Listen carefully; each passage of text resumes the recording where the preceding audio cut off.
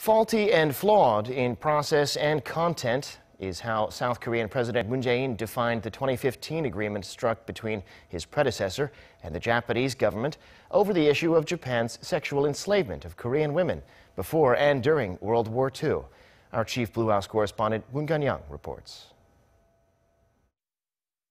Comfort women is a euphemistic term referring to the tens or even hundreds of thousands of women from all around Asia, mostly from the Korean Peninsula, who were forced to sexual slavery by the Japanese military before and during the Second World War.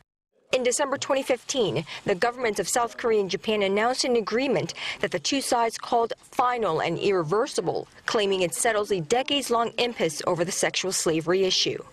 Unworkable is what the new South Korean President Moon Jae-in called the 2015 agreement reached under his predecessor, as it is faulty in procedure and content, a day after a state-appointed panel concluded that the agreement, in which Japan agreed to provide funds for the dwindling number of survivors, had failed to properly communicate with the victims before reaching the deal. In a readout by a spokesperson, the president said the agreement was seriously flawed and cannot solve the long-standing issue. This runs afoul of the established universal principle of the international community for setting history issues, and above all, it was a political agreement that does not include the victims themselves and the Korean people.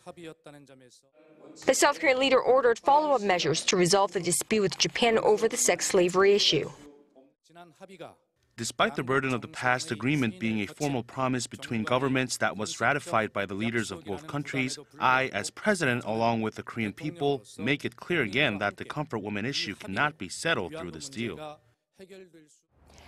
It isn't clear yet how the South Korean president, who still enjoys a near 70% approval rating at 7.5 months into office, plans to take this issue from here on out. But many experts see it as highly unlikely that Mr. Moon Jae-in will scrap the deal altogether, as it could spark a full-out diplomatic row with Japan, especially now when Seoul and Tokyo face the pressing needs to form a united front against North Korea's growing nuclear threat. Moon Connyoung, Arirang News, the Blue House.